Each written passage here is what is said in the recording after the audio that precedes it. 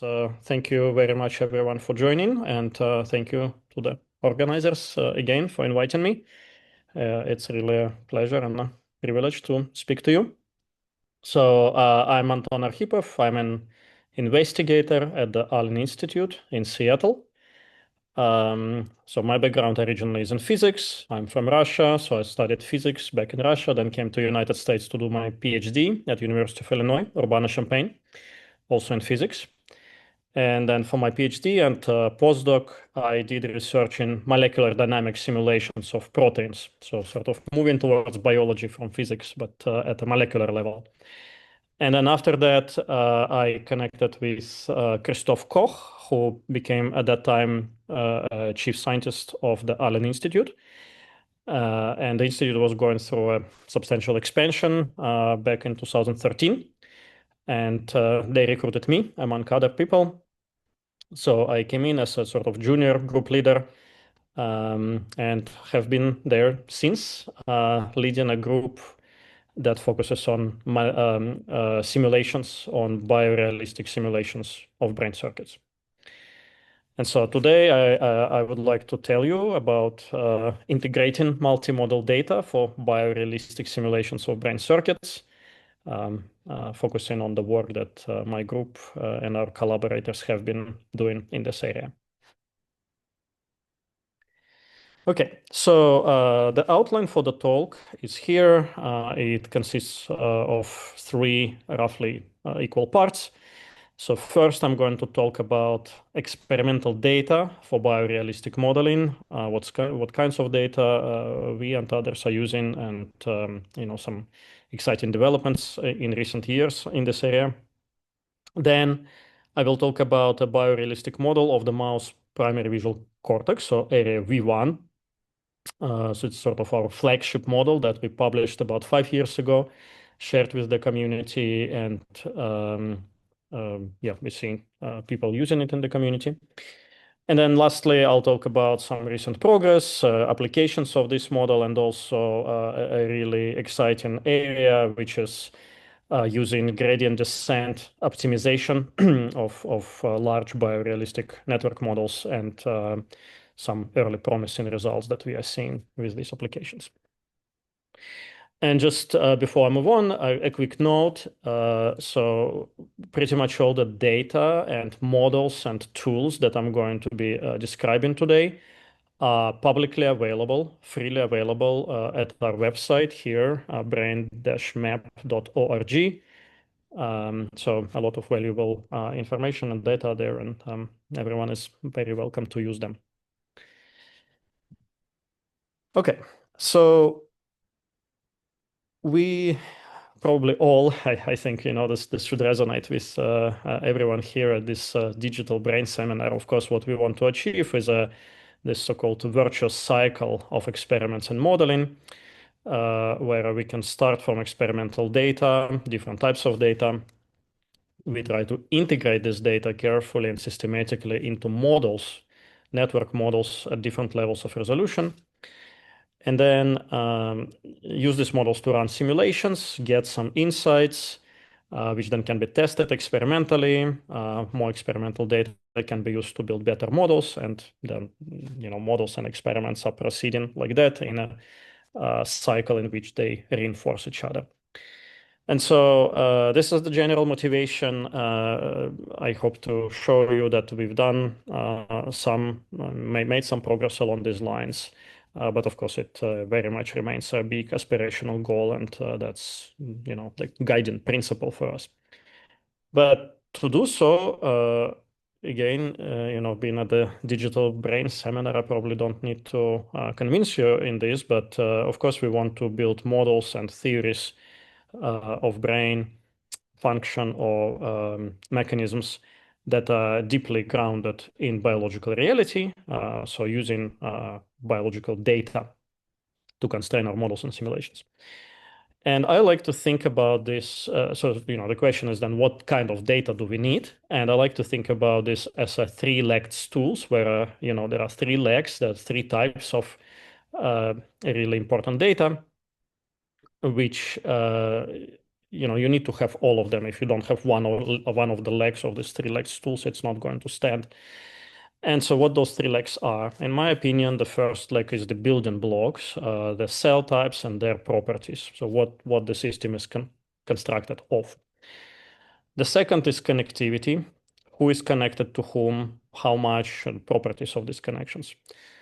And the third one is functional activity. So when the units are active and how much, how that relates to the behavior of the animal or its, maybe perception of some stimulus and so on. And so these are three major directions from which we and of course others are trying to integrate various data, and for which experimental systematic acquisition of this data is really key. Now, we recently had a privilege to publish this paper. So this is a perspective paper in Nature Neuroscience titled Integrating Multimodal Data to Understand Cortical Circuit Architecture and Function.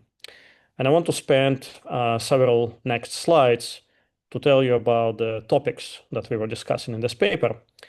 Because even though the paper itself was not about modeling per se, I believe it's, really it describes the types of data and the types of working with the data that are essential for biorealistic modeling. And in fact, the last section of this paper was about modeling, where we were arguing that the ultimate integration of all the data is happening in computational models. So pretty much all the co-authors here in this paper are from the Allen Institute. So it was sort of like, getting together with a lot of friends and thinking about different experimental paradigms that are being used at the Allen Institute and other places, and then writing about this. Basically, we were trying to focus on several experimental approaches where multiple modalities that maybe in the past were typically investigated one by one. Now, with these approaches, these multiple modalities are integrated in a single experiment, in a single approach. And then, like I said, ultimately, we want to integrate all of them in models. And also, just a quick note, this paper was not about the Allen Institute work only. It was, attempting to just look more generally at what's going on in the field. At the same time, because, of space limitations and such, we had to focus. And so we were focusing on the mouse cortex as a model system.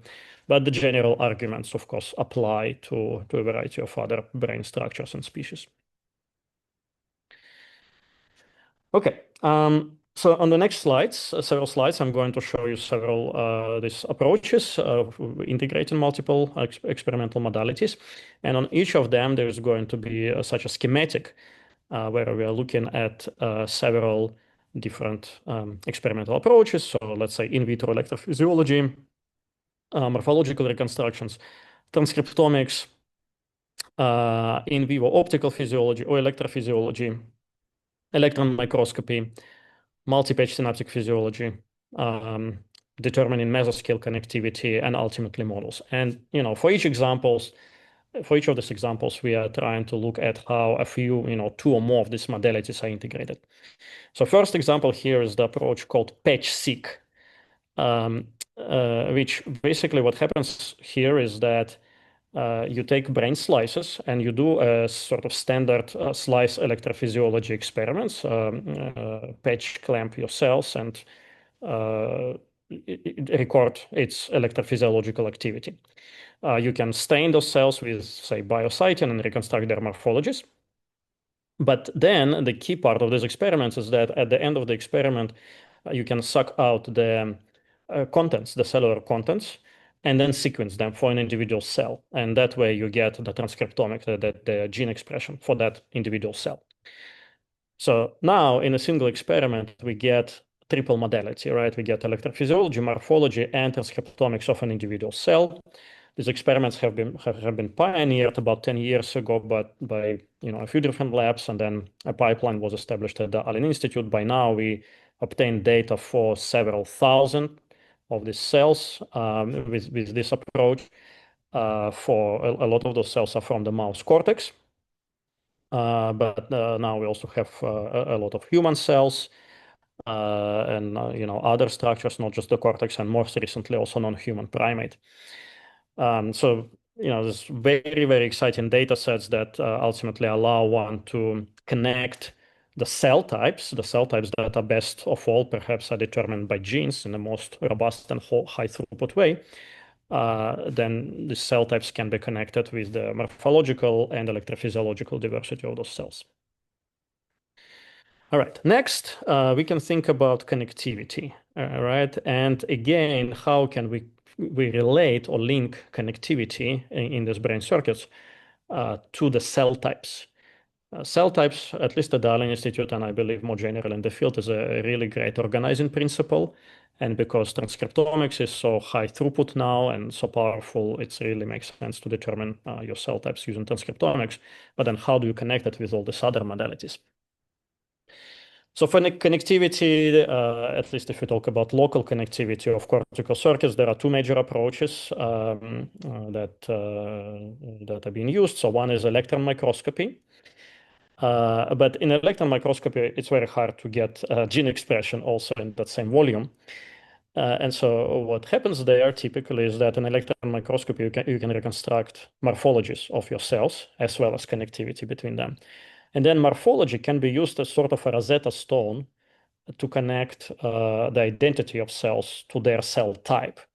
Using what I showed just on the previous slide, the patch-seq data, where we have genes and morphologies in the same cells, we can build classifiers that, given a specific morphology, can predict which of the cell types that specific cell belongs to. And then we can apply that to electron microscopy data. It doesn't work perfectly, but it actually works decently well. And so that's one approach. The other approach is connecting multi-patch synaptic physiology, again, with the cell types. And that is done using this sort of experiment. So multi-patch synaptic physiology is similar in spirit to just regular slice selector physiology, except that now instead of patching one cell, you can patch multiple cells. And my colleagues here at the Allen Institute have a setup where they do up to 8 cells at a time.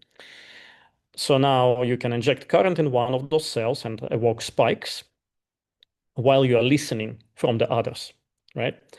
And then if the first cell is connected to any of the other ones that you are listening to, you will see the postsynaptic potential or postsynaptic currents in your other cells. And then you can characterize, if you repeat these experiments many times, you can characterize probability of connections, you can characterize properties of this connection, such as weight, kinetic properties, time of rise, time of decay, and even plasticity. So now this is connected to cell types, again, either through morphology or through transcriptomics. It can be, again, using patch-seq approach, or it can be labeling. So genetic, transgenic or viral labeling of major genes that correspond to specific cell types. And so using that approach, my colleagues here at Allen Institute released a major data set characterizing synaptic connectivity in the mouse primary visual cortex, area V1. This data set was released in 2019. A paper was published in 2022. And by the way, this is our standard approach. When we release the data, we usually do it way before any publication of ours. And so here, what they did, they looked at different layers of V1, such as here layer 2, 3, layer 4, layer 5, and layer 6, and at different cell types within each layer, such as excitatory, then PV, SST, and VIP inhibitory cells, and characterized connectivity between all of them, connection probability, which is what is shown here, as well as all these other properties that I described. And so this is a really very, very valuable resource, especially for modeling. And by the way, a part of this data set also a similar resource for human cortex, which is substantially smaller than this one, less comprehensive, but still it's really remarkable and very useful. All right, then. So can I question to this slide? Yes. How do you identify that the transbreed mix or for the each individual observing neurons? So you are using physiological data you get, but how do you identify these neuron is corresponding to each kind of type of the neuron using a gene expression? Well, So yeah, you can in principle do this using gene expression again. If you have access, if you patch these cells and then you suck out their cellular content, you Hmm. can sequence that cellular content for that individual cell. Oh. That's how patch-seq works. It's like you get a sequencing result for an individual cell one by one, right? It's very precise. But for this data set that was published and made available, that's not how it was done. It was done at a coarser level Hmm. where you simply use labels, right? So you create transgenic mice which have fluorescent markers. Let's say for excitatory cells, it has a green marker, and then for cells that express a PV Oh. gene, they have a red marker, right? And Hmm. then when you work with this with slices from those mice, you know that you are looking at the connections between the pairs of cells of those types. And and this is very hard work. So many times patching the neurons.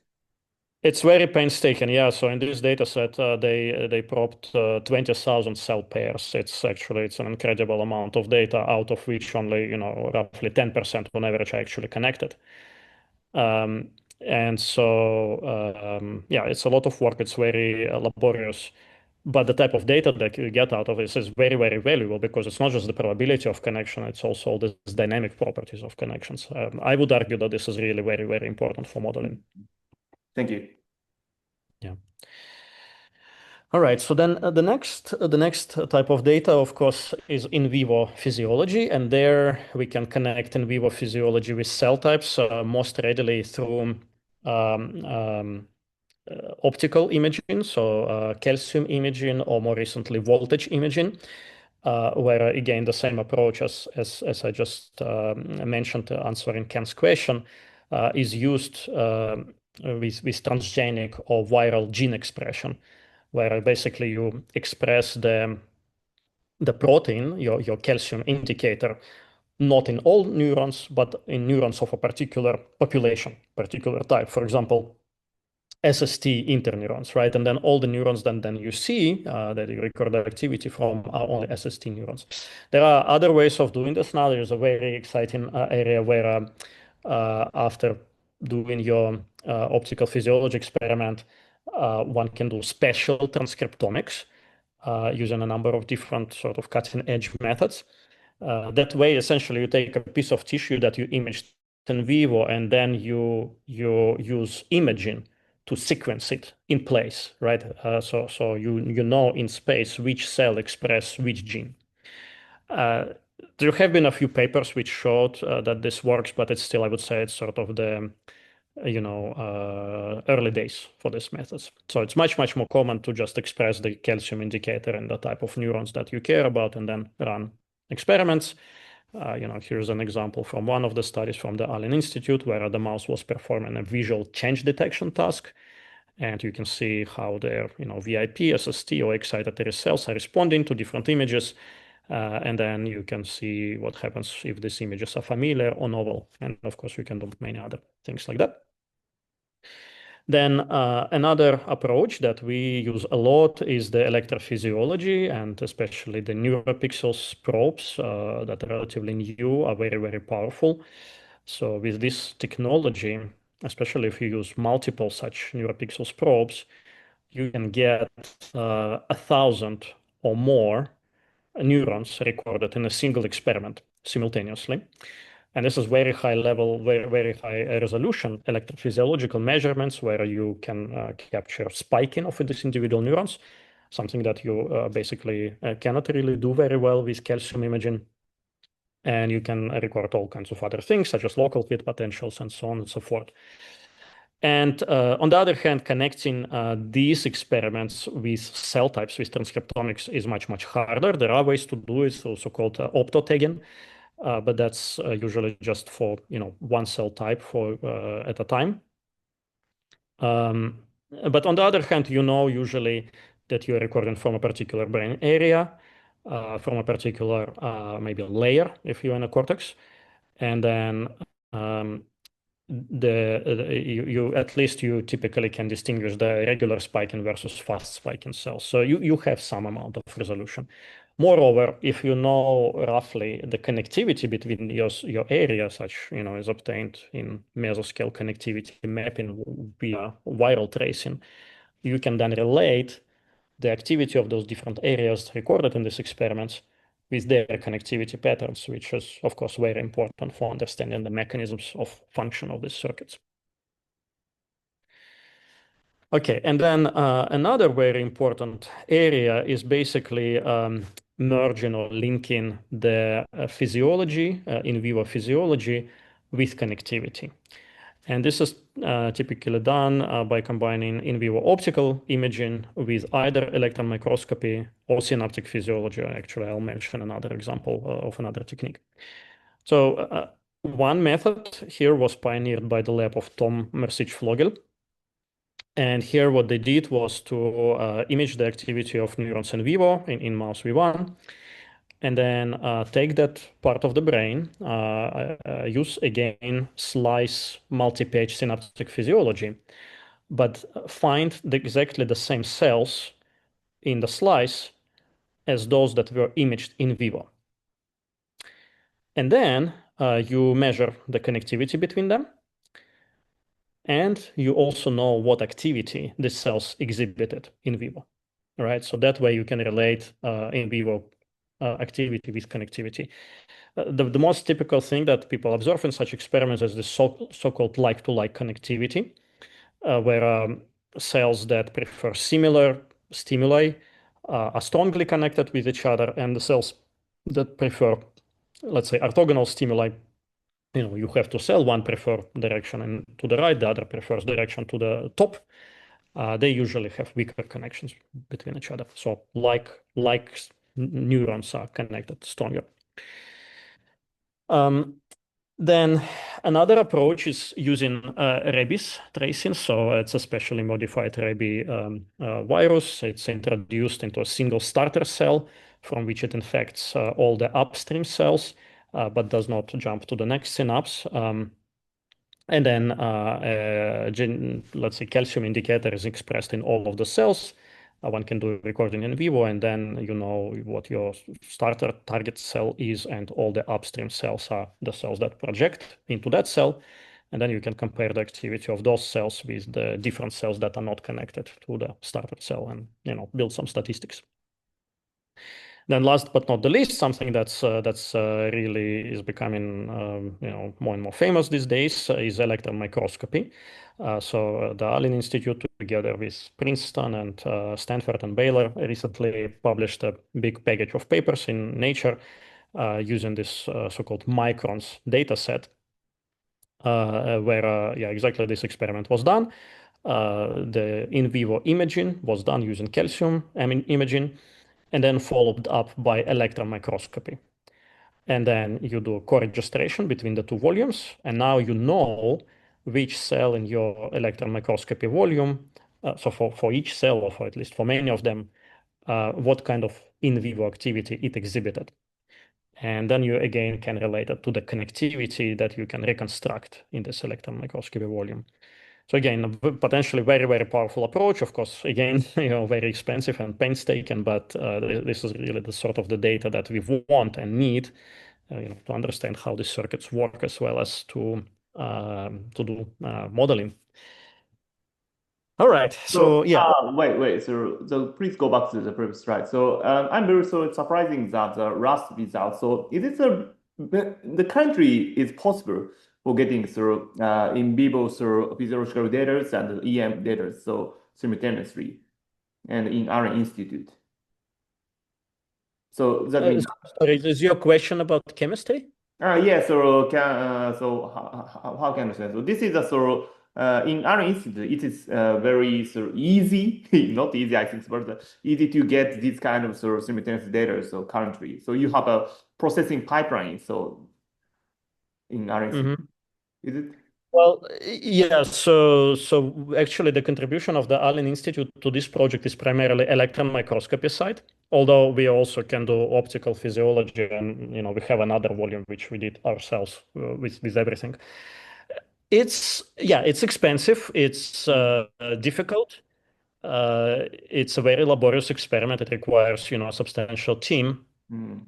But, one cannot say that it's only an institution like the Allen Institute can do it, because there are labs, just like regular, well-funded, but regular university labs in several places, which also do this sort of work Mm. quite successfully. So the cost for this electron microscopy setup is substantial, but it's not completely extraordinary. It's something on the order of several $1 million, something like that. Yeah, and usually the way people work on this, they form consortia. So there are usually multiple groups, multiple institutions coming together. But yeah, ultimately, of course, it is a very expensive project, and especially now people, here we are talking about the cubic millimeter of mouse cortex. That's what has been done so far, and even then, it's very difficult to reconstruct all the neurons. So out of 100,000 neurons that were collected, only several thousand so far have been reconstructed. Um, Janile recently released a full connectome of Drosophila, 140,000 neurons. So that's a successful example. And people nowadays are thinking about going bigger, ultimately to the level of even the whole mouse brain. There are some very exciting research that's being done trying to do this instead of using electron microscopy, also using optical expansion microscopy. So at this point, it's hard and expensive, but it's possible that in several years it will become actually much more accessible. Thank you very much. It's great. Yeah. Okay, and then lastly, as I mentioned, models. My argument is that they integrate all of this data, maybe not in every model, not all the modalities, but that's the goal, right? To combine all of them together and to have integrated understanding and simulation of what the brain circuits do. And so now I'd like to sort of switch gears and talk about that, and use the example of the model that we shared with the community several years ago, the model of mouse V1, to illustrate how this can be done in principle. So, well, let's talk about construction of this model first, and we start from building blocks from the cell types. So as I described to you, we and others have these data sets with a large number of neuronal morphologies and electrophysiological characterizations. So what we and a few of other groups here at the Allen Institute developed are the methods, and also other people in the community developed those methods as well, methods for optimizing models of individual neurons. So specific morphology and specific electrophysiology that was recorded for that specific neuron, then through optimization is mimicked by an individual model.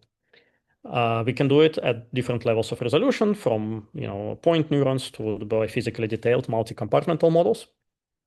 And then we can put this data and models together, and we share them with the community. So now for each cell, for which we have a model, this model is presented alongside the original data for the cell on our database, cell types database. So currently we have these models for about several hundred neurons. But as I mentioned to you now, with the new patch-seq data, we actually have data for thousands of cells, and we are now starting a new round of model optimizations, the result of which should be much improved models for many, many more cells. Okay, and then we want to think about the geometry, how the cells are organized in the network. And for that, we focus on the mouse primary visual cortex, so area V1. If we zoom in here on this area, we see some other cortical areas around it.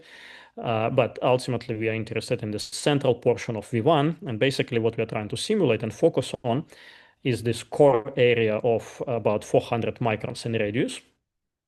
If we look at it from the side, we see these different cortical layers.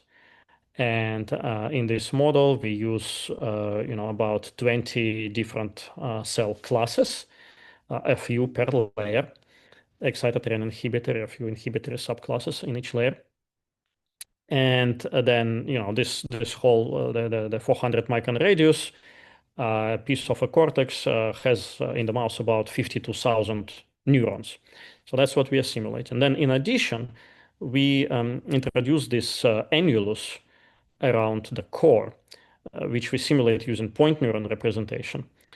And that is done to prevent border artifacts here at this border of the core portion, because yeah, if there was no such annulus around here, neurons at the border would have many fewer partners to connect with than neurons in the center, and that would introduce imbalance. But by using this annulus, we sort of push this problem towards the outer edge, towards the bigger border. And when we do analysis, we focus on this core portion of the model. Okay, so the whole model comes down to about 250,000 neurons. And then the next question is how we introduce recurrent connections. So as I already described, there are these wonderful methods like electron microscopy and multi-page synaptic physiology that in principle provide a lot of data for this. We use this data to instantiate models based on statistical properties that we infer from data, such as connection probabilities, their dependence on distance, synaptic weights, axonal delays, synaptic targeting of dendrites, and several other properties. So yeah, this is all great. Unfortunately, several years ago when we were building this model, a lot of the data that we have now that I told you about was not available yet. So we used a little bit of our own data, sort of starting stages of it, but majority of data that we had to use was from the papers, from the literature. And of course, as you probably know, the literature has, people use all kinds of different methods. It's not standardized. It's not all in mouse V1. Not all cell types are covered. And so it's a bit of a mess. But we did a very thorough survey of the literature, and we were able to obtain something which at that time was, to our understanding, probably the best representation that we could get of connectivity. And that's what we used. But actually now we have a much better data, and we have a new version of mouse V1, which I'll mention towards the end, that incorporates all this new data. Okay, so after that, we need to... Sorry, can Yep. I ask the previous slide? So I'm seeing the connection probability of these matrix, and I find that there is no diagonal connection. It's literally few. Is it right? So, for example, E to E3 and E to E3 connection is 0.16, but the other connection is much more larger. So it is natural. It's okay. Yeah, so first of all, you probably see that here on sort of the diagonal, the most of connections are here, right? And then on off diagonal, there are very few. There are some zeros or even empty boxes, which we basically we didn't have information for that, and we assume they're zero. But then when you look on the diagonal itself, you see that, yeah, there are a lot of elements that are pretty small too, right? That's what you're asking about. And yes, that's what it is. That's what it emerged from the data. And actually with our better, more modern data, we see, similar picture, in some cases, even more sparse connections than we expected, which tells us that, yeah, the cortical circuits are sparsely connected. The average connectivity in cortical circuits is 10% or less. And that's even only when we are talking about, immediate vicinity of the neurons.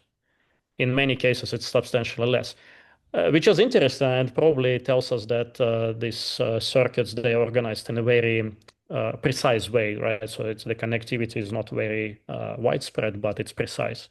Most likely, that's what it means. Yeah, that's a very interesting data. Thank you. Yeah. Okay, yeah, so the next step is to introduce feed-forward inputs, because we need this model to represent visual cortex, right? So it needs to respond to visual stimuli. In the real animal, what happens is that there are actually multiple inputs into V1, but the primary one is from the retina to the thalamus, to this nucleus called LGN, lateral geniculate nucleus, and then to V1. There are a lot of complexity in this pathway. It's very hard to simulate, and we actually don't have the data for most of it. So what we ended up doing was to use this layer of filters, which operate in the visual space and convert movies, the visual stimuli, into spikes. This is very similar to what is being done in the field of visual convolutional neural networks that process images of movies, where the early layers of these networks, they basically do exactly that. They introduce receptive fields in space, and in our case also some temporal properties of these filters. Now the properties, the parameters of these filters were optimized or fit to the experimental data in vivo recordings from the mouse LGN. So that basically output of these filters represents what an LGN cell would likely do under certain conditions. It's not perfect, but at least roughly reproduces what those cells do. Then we create about 17,000 of such cells, which is approximately the number of LGN cells in the mouse. And they project to our V1 cells. So this provides major visual stimulus input into our V1 model. And the cool thing about it is that one can use this arbitrary movies, any movie you want, any movie that your experimental collaborator is using for their experiment, you can now use as an input into the model so that you can compare the simulation and the experiment apples to apples. Yeah, there is a lot of complexity of how these filters are organized and how they connect. There are multiple filters that connect to this V1 neurons. But this is also to the best that we could do is constrained by published experimental data. Okay, so now we have all of this together and we're basically ready to simulate our V1 network. But before that, actually, there is one other thing that I want to mention, which is the infrastructure. And here I'm talking about the software infrastructure. Because turns out these are very complex models, as of course many of you appreciate. And we had to build a lot of software to be able to create these networks and simulate them effectively. And then because the software was useful for us, we decided that it might be useful for the community too, and we shared it. So there are three packages that we share. One is called Brain Modeling Toolkit, or BMTK. So it's a Python API, which allows users to build models as well as run simulations at different levels of resolution using other pieces of software as a simulation engine. So for biophysically detailed simulation, we would use Neuron. For point neuron simulations, we would use Nest. And there are a few other cases here. So, it's essentially it's like an intermediate layer between, let's say, between the user and the neuron. And the benefit of it is that one doesn't need to do any coding or very little coding. And one definitely does not need to know all the nitty-gritty of Neuron, which if you ever worked with Neuron, it's a wonderful software package, but it can be really complicated, especially if you want to run simulations in parallel. So, if you use BMTK, you don't have to do it. Don't have to worry about it. It will provide you some basic functionalities, especially for parallel simulations, and you can just use it as is. Then also to facilitate all of this, we developed a file format that we call Sonata together with several other groups, which basically provides a possibility to contain information about all aspects of the models, like what my cells are, what their parameters are, where they are, how they're connected to each other, what the properties of those connections are, how long is my simulation being run for, and then all the output of simulation as well. Spikes, membrane voltages, extracellular voltages, whatever you want. All of this can be stored in a convenient way.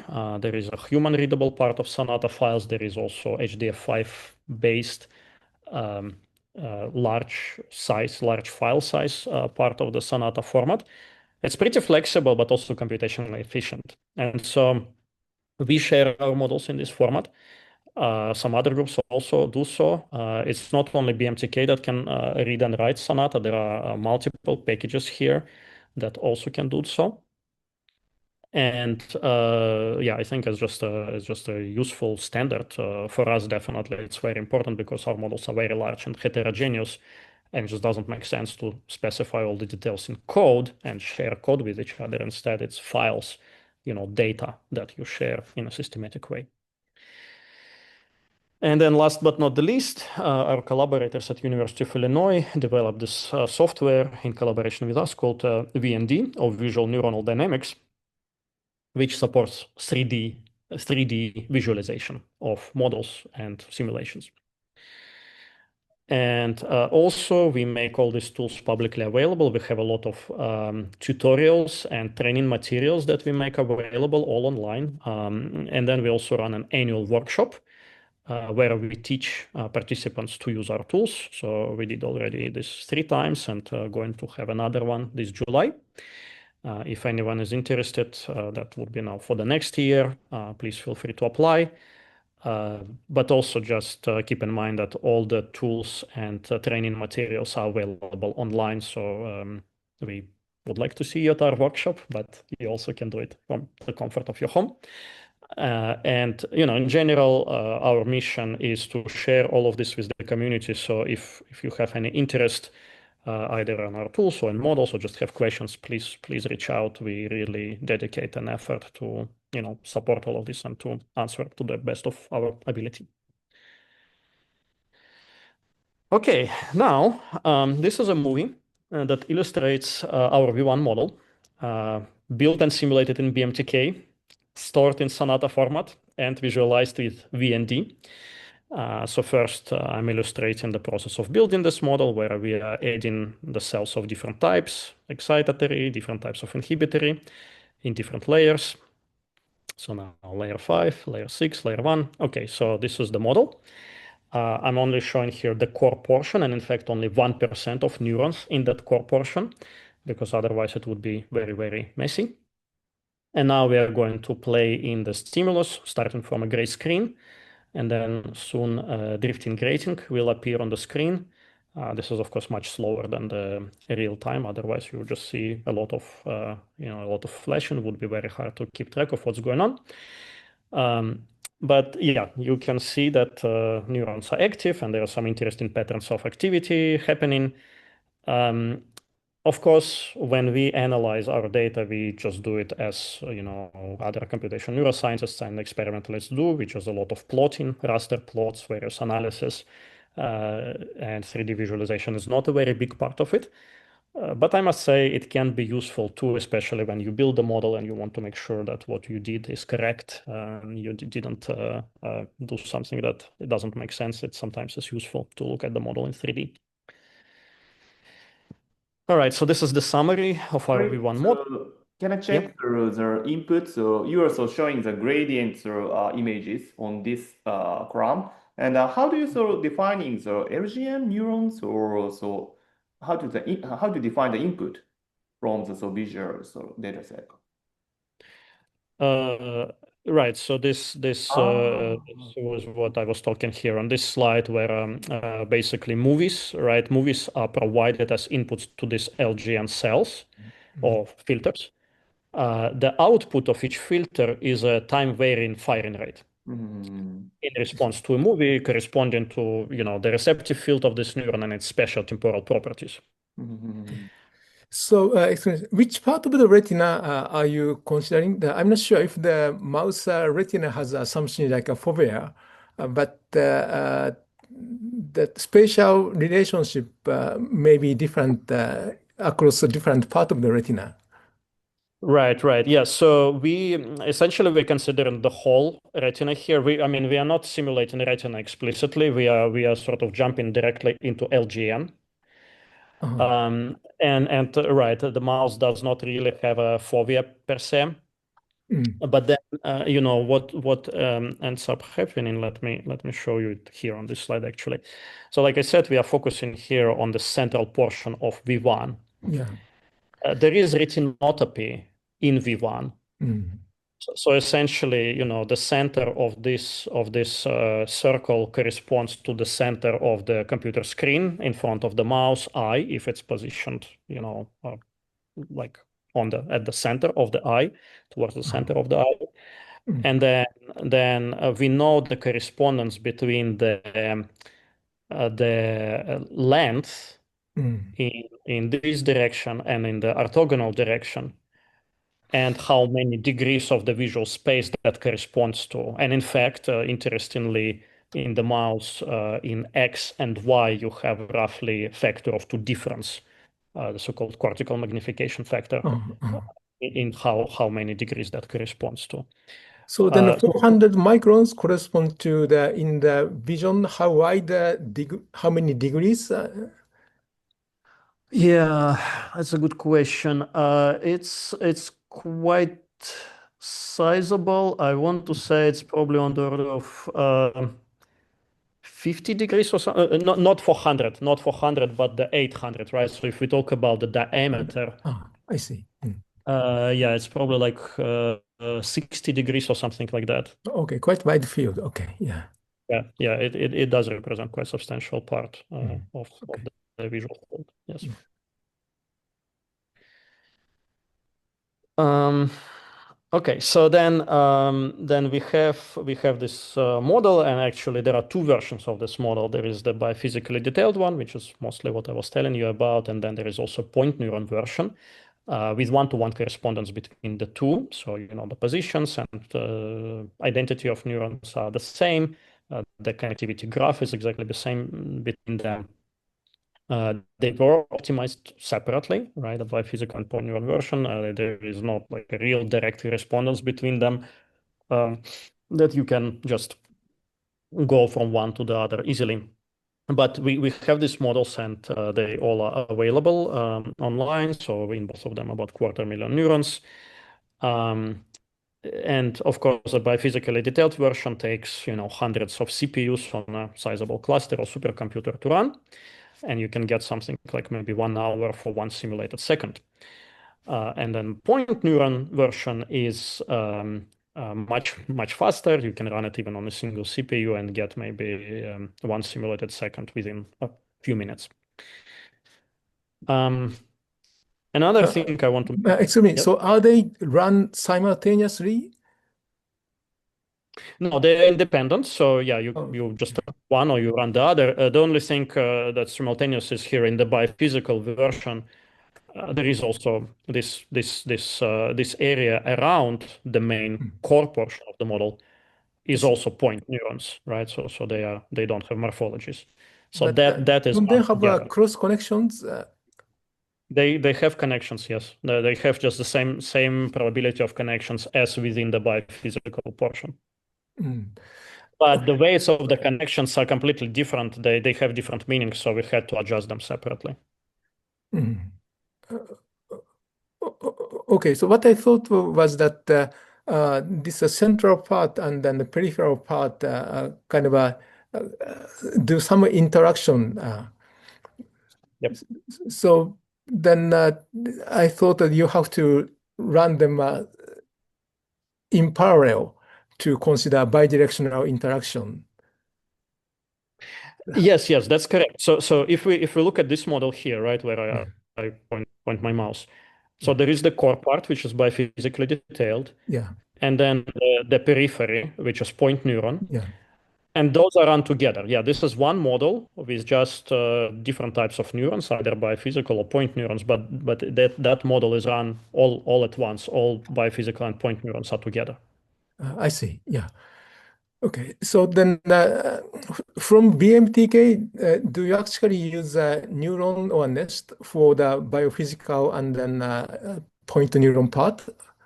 Uh, Right, yeah, great question. So for case we use just neuron. So you can do point neuron simulations in neuron as well using I see. these Yeah. different types of int-fire models. So that's what we did here. I see. Yeah. And then when you connect this network, did you assume any columnar organization? Well, so in the mouse, there is barely any columnar organization. I see. Yeah. There we have what is called salt and pepper. So everything is actually pretty strongly mixed with each other. With the newer data, people find out it's not entirely the case. There is some organization, but it's much less prominent than like in the cat or in the monkey. I see. So it's a kind of a heterogeneous network is a good approximation in the case of a mouse, right? Yes. I see. Yeah. All right. Yeah, there is retinopathy, but otherwise not much beyond that. Okay. All right. Thank you. Yeah. Yeah, of course. All right. So then, one other thing I want to mention here is that we made these models and tools publicly available starting roughly in 2019. And we've seen a fair amount of use in the community. So this graph shows the number of published applications of our tools or models. And by that, I don't mean the papers that cite us. I meant the papers where people actually took something from our model or the whole model, or maybe used our tools like Sonata or BMTK to do some new research. And so, we went into those papers, we looked at them, we checked that that's the case. It's not just a citation. And so, yeah, we see that there was some increase in interest for the first 3 years. And then now in recent years, there's a relatively steady interest. So, of course, this is wonderful to see. And that's really one of the main outcomes that we are hoping for, that this can be useful for the people. Okay, so now one may ask, what is this all good for? And what I want to do here is to show you a few examples of applications of this model, which, of course, again, with a lot of you who do research in computational neuroscience, simulations, it's not going to be anything extraordinarily new. But I guess what is maybe a little bit special about models like this is that we are trying to build them as multi-purpose platforms for discovery. Meaning that the model, it's not like, a theory or model that's created to answer one particular question, right? It's a model that integrates a lot of data and in principle can be applied to ask any question that you could ask experimentally and then some.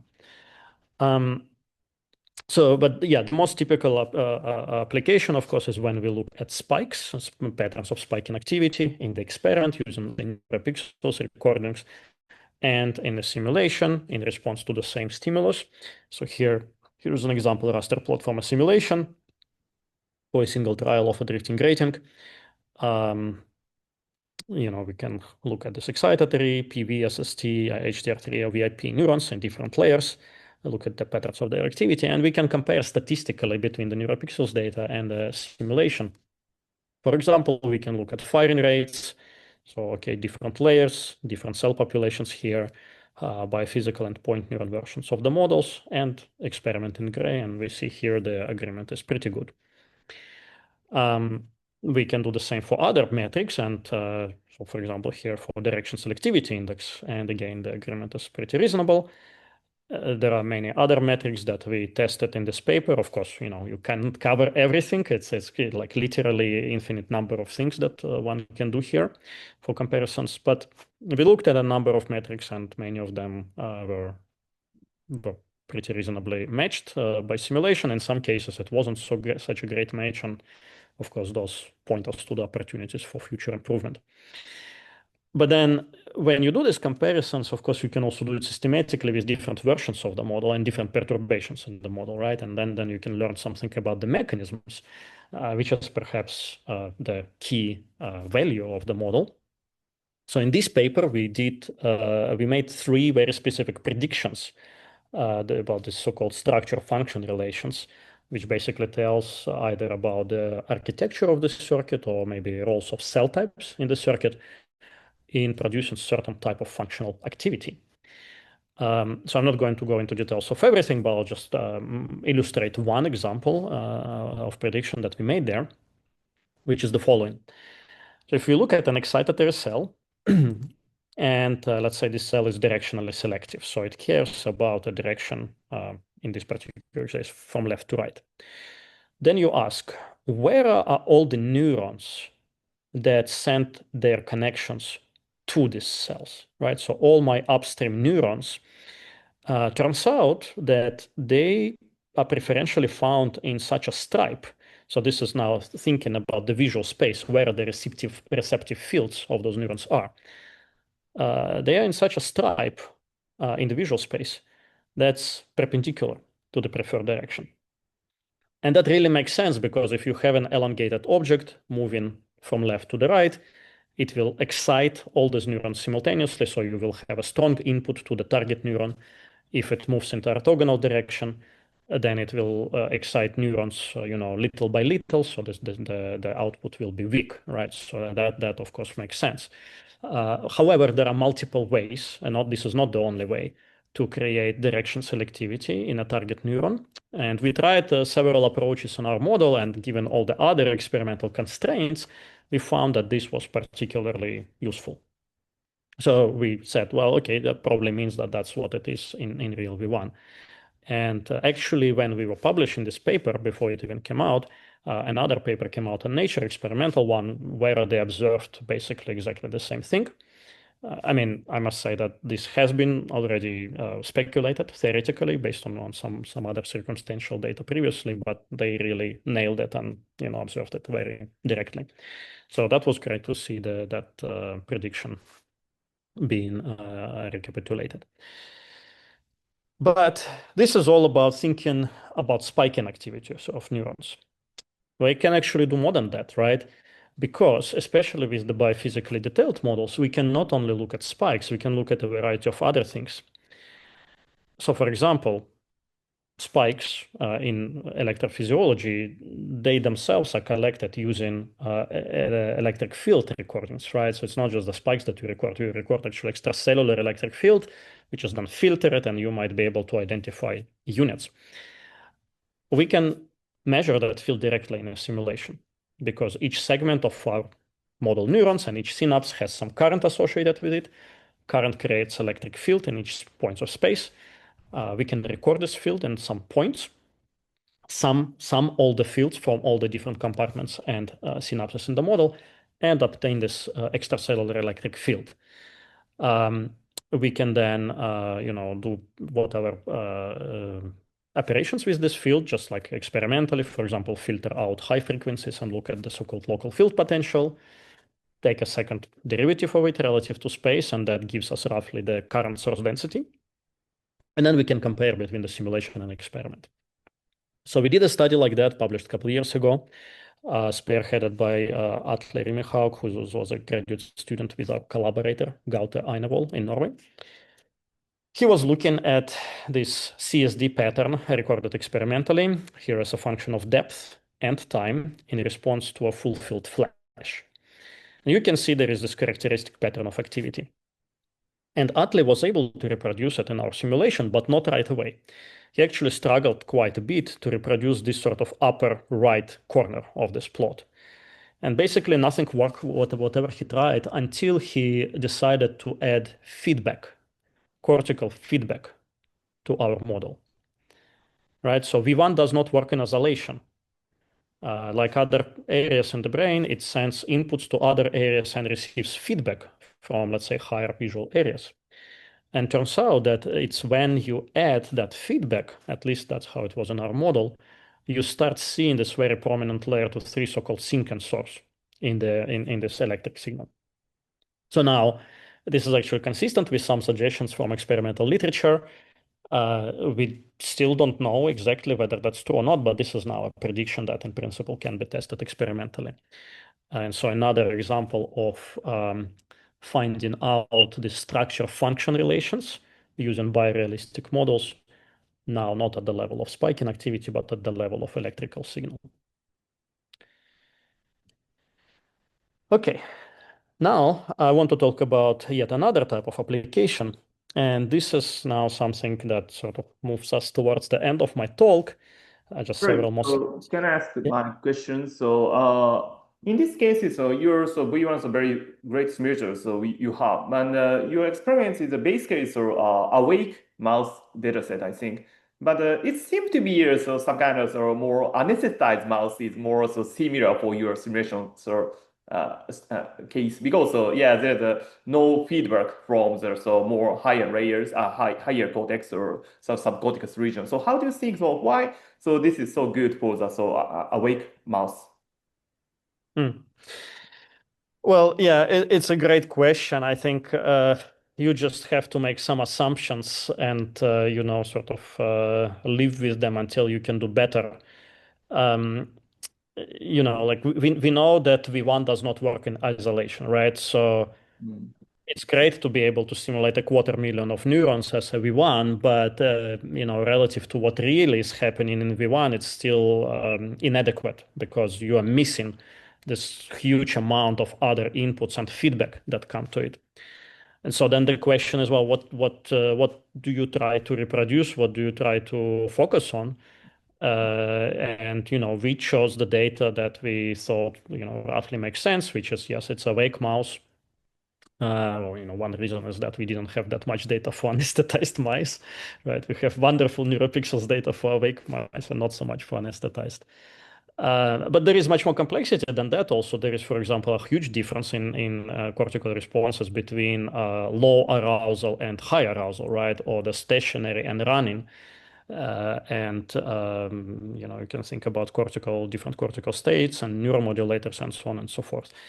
And all of those are wonderful points, and I think in the fullness of time they need to be addressed carefully.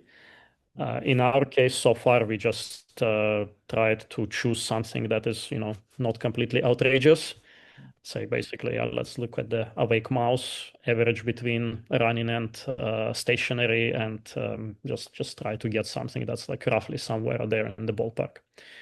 But yeah, I agree with you. It's maybe there's like some kind of leap of faith here. It's not a perfect comparison. By the way, these days, several years later, we are trying to be more careful. So, for example, this updated mouse V1 model, which I will show you in a little bit, we specifically look at the running case. We are not mixing running and stationary, but still similar problems still apply nevertheless. Thank you. Yeah, so I want to ask a question about the previous topic of like a cross connection. So it is quite amazing that basically you set up a network based on the cell type specific distance-based connection probability and strengths, and then those neurons had the orientation tuning similar to the real cortical cells, and even the cross connection, like a tuning dependent cross connection. So many people believe that neural tuning and the connection is based on like a specific learning rule, for example, Hebbian rule or STDP. But just by kind of a stochastically generated network have such a function already. What is your idea about the need for like plasticity, like Hebbian or STDP type tuning for feature preference and then cross connections? Yes. Yes, absolutely. Kenji, I'm sorry. I think I sort of jumped over some details here, which probably confused everyone. And so I apologize for that. I have to explain what's really going on. Yeah. But first, what do I think about plasticity? I think it's crucial. We don't really have it in our models right now. Because of that, we always try to limit ourselves to short time scales, a second or so. But even then, it's probably not the best. This is just much more complex to do it with plasticity, right? To do it right, we don't know so much about the plasticity rules, but that's something that I think is a really important area and sort of the next frontier for the whole field. Yeah. But what happened here, and I'm sorry again, I haven't explained, this did not emerge from just distance-dependent rules. Oh, I see. This was put in by hand. I see. Right. So really we had, in addition to all the experimental constraints, which were not really related to the functional properties of the cells, we had to add additional rules for connections and synaptic weights and adjust them because, it's very easy actually to get this network in sort of like epileptic-like activity. But the point is that we tried several multiple rules here. So one of them was this like-to-like rule that I was describing. And then on top of that, we used this one that is illustrated on this slide. And there were a few others. And so, we took some ideas from the literature, we put them together, we tried a few combinations. Some of them worked better than others. And based on that, we make our prediction, say, hey, when we use this sort of ideas, it looks like the system really works well, given all the other experimental constraints. But now, what I'm going to tell you in the last part of the talk is actually sort of thing is emerging automatically. Okay, great. Not through Yeah, thank you plasticity. for your clarification. Yeah, right. Yeah, thank you. This is a wonderful question. Yeah, very important. So now, yeah, we're not doing plasticity per se, but what we can do now is gradient-based optimization. And so this was pioneered for our network. This was pioneered by the lab of Wolfgang Maas, with whom we are collaborating now.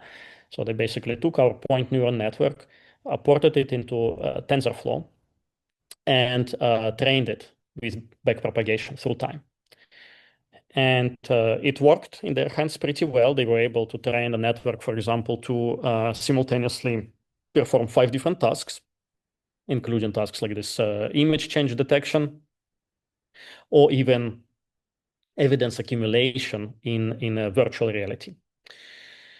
And you know, it's really beautiful.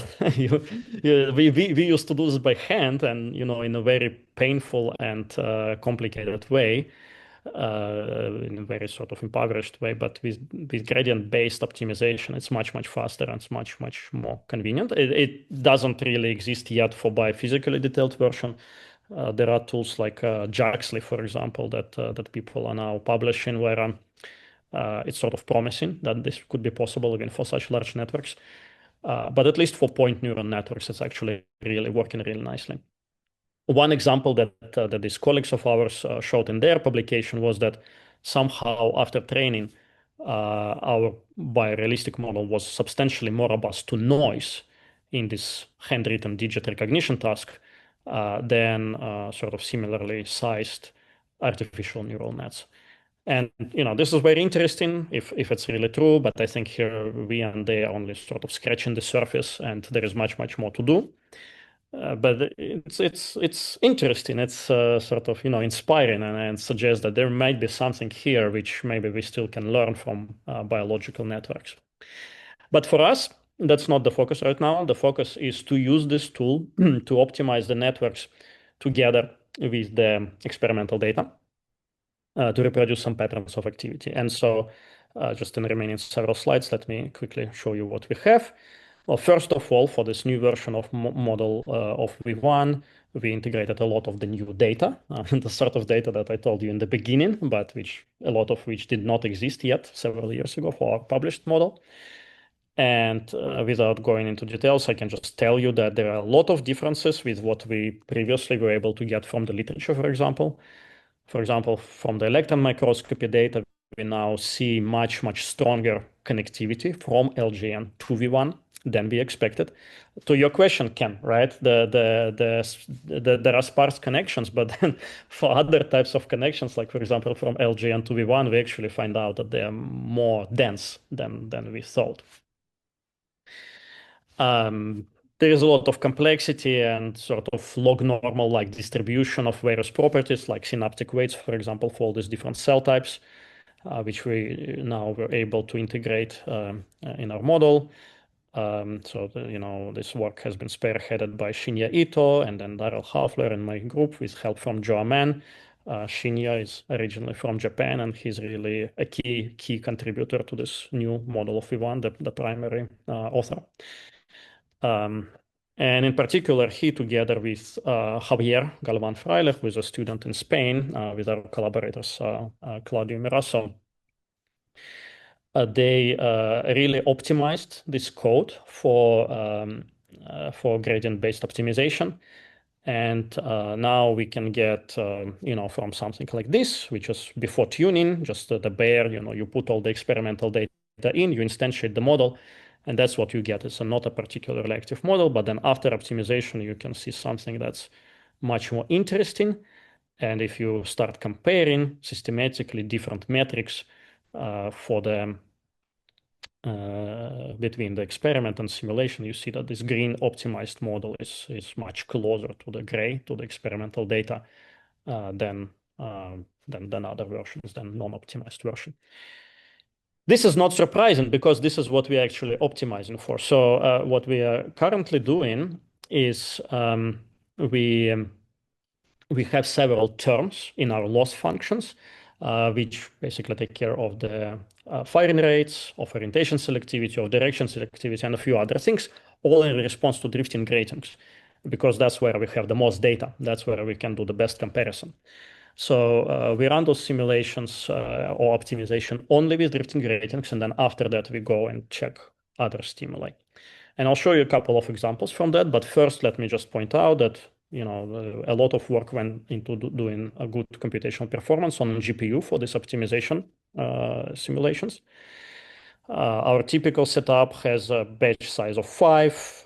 A model, we try to simulate this sort of core portion of the model, about 60,000 neurons currently, and duration about 500 milliseconds. So when we optimize, we do it in chunks of 500 milliseconds. In each optimization epoch, the stimulus that's being shown in 500 milliseconds might be different. But the more different they are, the more difficult it is to optimize. So you have to find a balance between them. Now, with this, on a single GPU A100, when you do optimization, we get about 3 to 4 wall clock seconds per simulated second. So it's relatively fast. A full optimization can run on a single GPU within maybe half a day. And if the model is optimized and you just run a simulation, we get about 1.4 seconds per simulated second. So we are really very close to the real time now with these simulations. So we can simulate pretty long durations here. Okay, again, so this is how it looks like during optimization. You have the total loss that goes down, then you have different components of this loss, including something about synchronization between neurons. And you start from this, very impoverished looking network with barely any activity, and then through optimization you get here. And by the way, a key aspect that we can also do here, and that's what we do, is we keep our synaptic weight distributions constrained. So it's not that synapses can do just whatever they want in the optimization.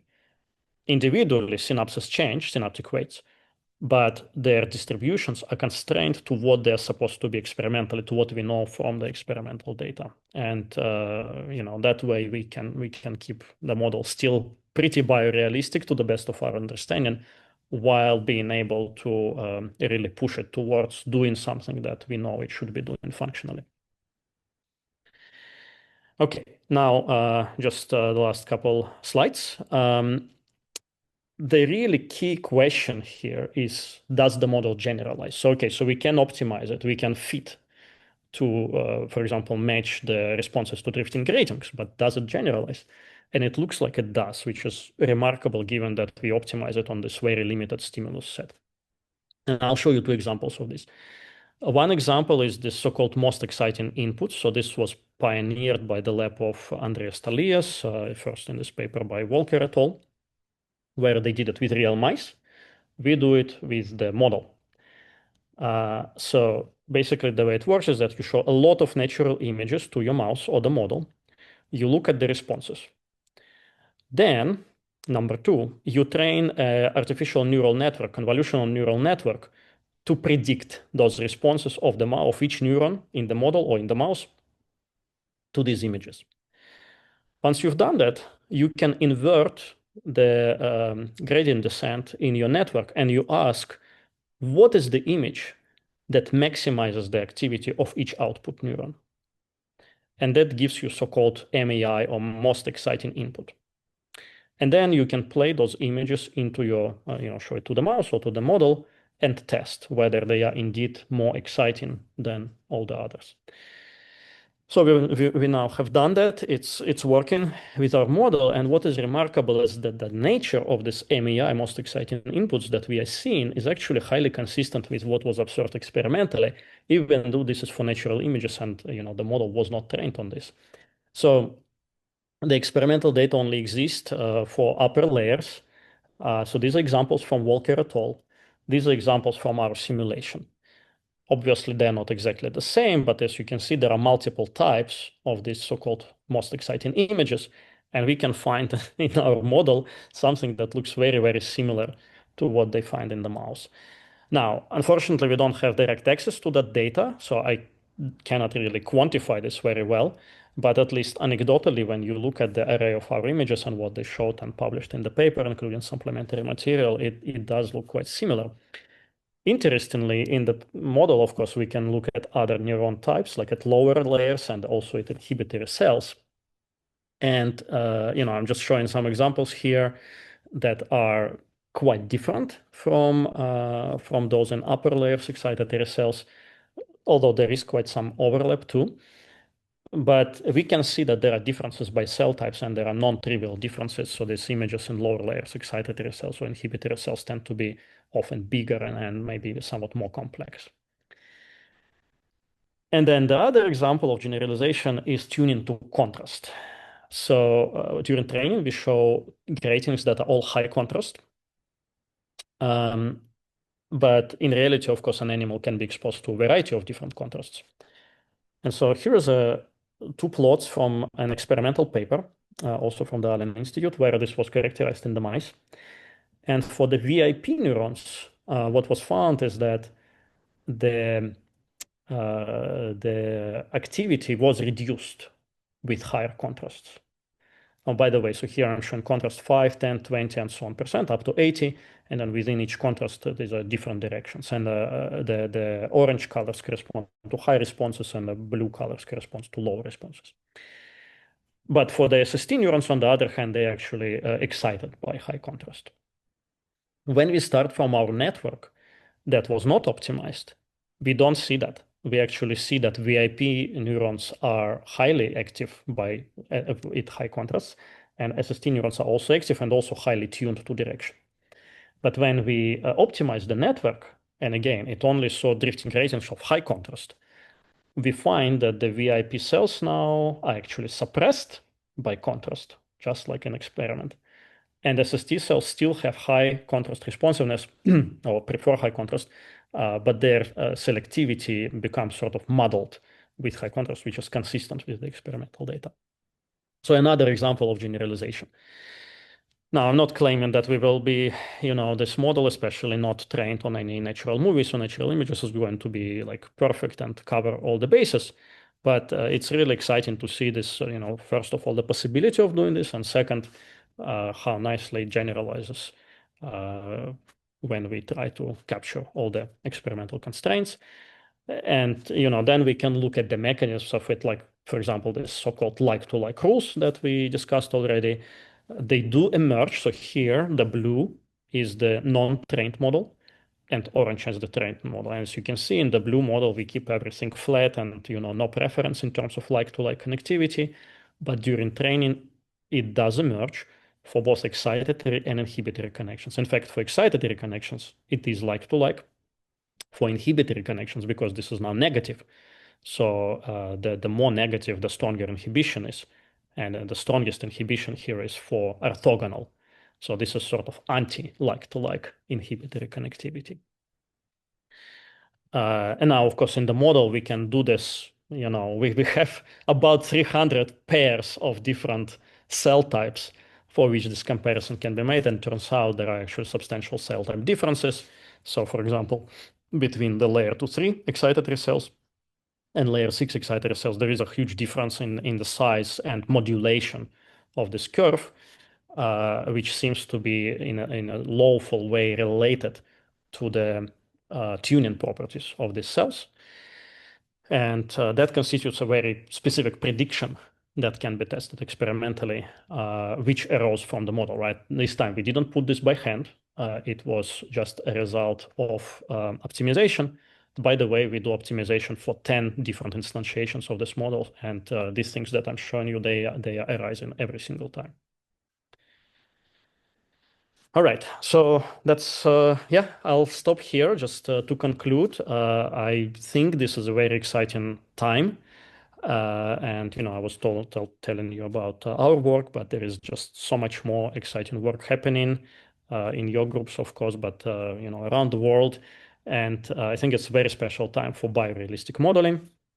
For one reason, because there are so many more new data sets from the Allen Institute and from other places that increasing the accuracy of these models and their realism. We now have the tools that are available and models that are available both from us and from many other places, right? Many people are sharing the tools and models now, and this is really wonderful for someone to enter this field now and being able to start right away playing around with relatively complex models and software. And then, as I showed, for many applications, actually, computational expense is quite affordable. What we do is running on a pretty powerful A100 GPUs, but you can do similar work with slightly smaller networks on a more like standard GPU, desktop GPU, and it still can do a lot of very useful work. So with that, I think, it's a great time, and I hope to see many more exciting applications and flourishing of biorealistic modeling together with theory experiments. So with that, of course, I'm very thankful for all the colleagues at the Allen Institute and to my group members, and thank you for your attention.